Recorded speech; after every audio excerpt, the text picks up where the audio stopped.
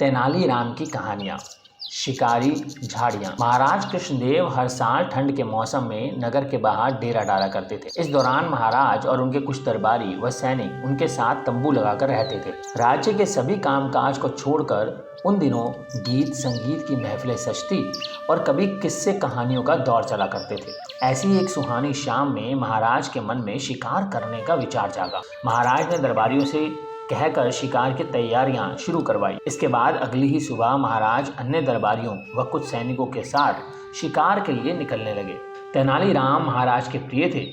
उन्होंने उनसे भी शिकार पर साथ चलने को कहा। महाराज की बात सुनकर एक दरबारी कहने लगा, रहने दीजिए महाराज, तेनालीराम की उम्र हो चली है और अब वह शिकार पर जाएंगे तो जल्दी ही थक जाएंगे। दरबारी की बात सुनकर सभी हंसने लगे, लेकिन तेनालीराम कुछ नहीं बोले। इतने में महाराज ने तेनालीराम से कहा कि वह दरबारियों की बातों पर ध्यान न दे और उनके साथ शिकार पर चले। महाराज के कहने पर तेनालीराम भी एक घोड़े पर सवार होकर काफिले के साथ चल पड़े।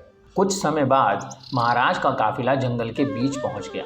शिकार के लिए नजरें दौड़ाते हुए महाराज को पास ही एक हिरण दिखाई दिया। हिरण पर निशाना साधने के लिए जैसे ही राजा ने तीर कमान पर चढ़ाया, हिरण वहां से भागने लगा और महाराज अपने घोड़े पर उसका पीछा करने लगे। महाराज को हिरण के पीछे जाते देख अन्य दरबारियों के साथ तेनालीराम भी महाराज का पीछा करने लगे। जैसे ही महाराज ने हिरण पर निशाना साधा, वो एक घनी झाड़ियों में जाने लगा।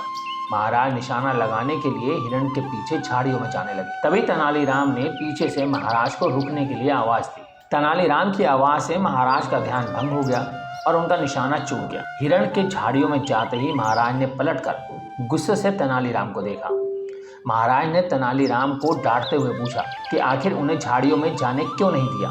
नाराज होते हुए राजा कृष्णदेव ने कहा कि उसके चलते हिरण का शिकार नहीं हो पाया।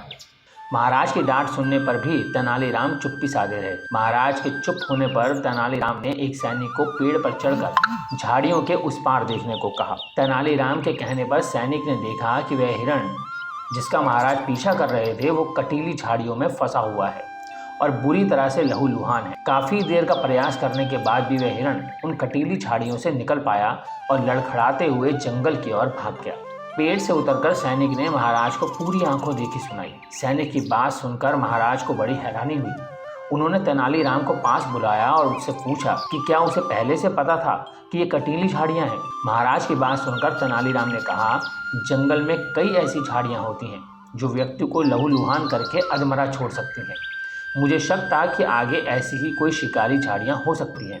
तेनालीराम की बात सुनकर महाराज उसके सूझबूझ के एक बार फिर कायल हो गए। महाराज ने अन्य दरबारियों की ओर देखते हुए कहा कि तुम लोग नहीं चाहते थे कि तेनालीराम शिकार पर आए, लेकिन आज उसके कारण ही मेरी जान बची है। महाराज ने तेनालीराम की पीठ थपथपाते हुए कहा कि तुम्हारी बुद्धि और सूझबूझ का कोई मुकाबला नहीं है। तो दोस्तों, कैसी लगी ये कहानी? और ये कहानी हमें क्या सिखाती है? ये कहानी हमें सिखाती है कि जल्दबाजी में उठाए गए कदम कई बार नुकसान पहुंचा सकते हैं। इसलिए परिस्थिति व आसपास की चीजों को देखते हुए ही सूझबूझ के साथ काम करना चाहिए।